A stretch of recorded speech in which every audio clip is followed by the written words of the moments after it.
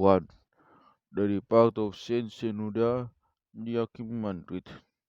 On this day, the ascetic father Saint Shenouda the Archimandrite departed. This father was born in the city of Sandaville in the district of Achmim. His father was a farmer who owned flocks of sheep. When Shenouda grew up, his father entrusted him with the care of the sheep. He tended to the sheep, gave his food to the shepherd, and he spent his day fasting. His father took him to his uncle Anbabigal to bless him. Anbabigal laid the boy's hands on his own head and said, "You bless me, my child, for you'll be a father of many peoples." His father left him with his uncle and returned home. One day he heard a voice from heaven saying, "Shenouda has become the Archimandrite." Since that time he has settled himself with many worships and intense asceticism.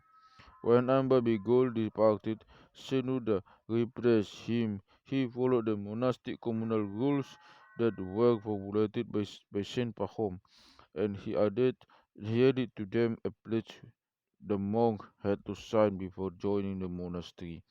The number of monks during his days reached 1,800 monks. That monastery, still standing west on the city of Suhak, has a church and is known as the monastery of Anbaisal. Anbasundura had built another monastery. The number of its monks reached 2,200 monks, which is still standing and is known as the monastery of Anbasinuda.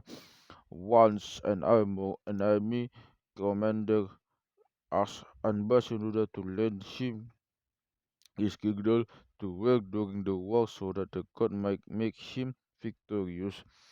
The saint gave it to him, and the commander overcame his enemies.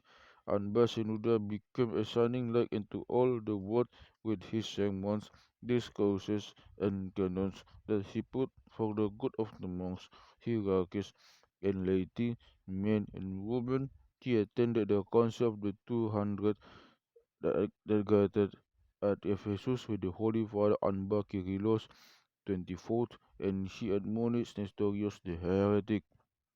Before his departure, he asked his disciples to support him so that he might worship his Creator. He worshipped God and then commanded them to follow his footsteps and told them, "I commit to you God, then depart in peace. May his peace be with us. Amen." 2. On this day also, Saint Ignatius was marked in Rome in the year 107 AD. He was chosen a bishop. He was chosen bishop of Antioch, succeeding Saint Peter the Apostle in the 69 AD during the reign of Emperor Trajan.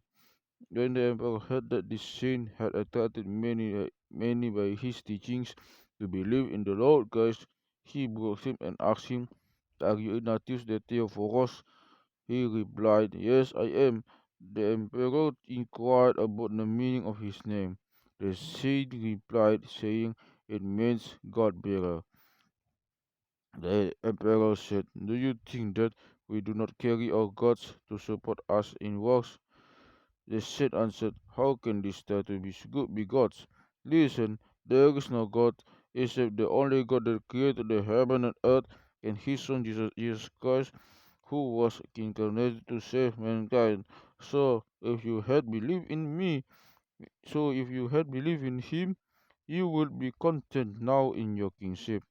The emperor attempted to forsake Christianity, but he refused. The emperor was enraged, ordered him bound with his fetters, and taken to Rome to be thrown to base. Ignatius responded by kissing the fetters that would be his means of receiving the crown of martyrdom. The believers tried to save him by passing bribes to the soldiers, but he refused, for he was yearning for martyrdom. He went on his way to Izmir when he wrote a letter to the Christians of Rome that said in it, "I am afraid that your love may be harmful.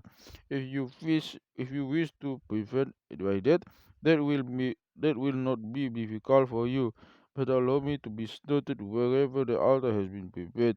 I am wet, which must be ground to make bread, to be over to Jesus Christ.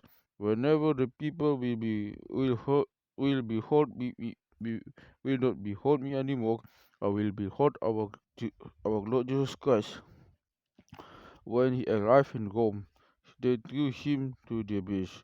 A lion attacked him and grabbed him by his neck.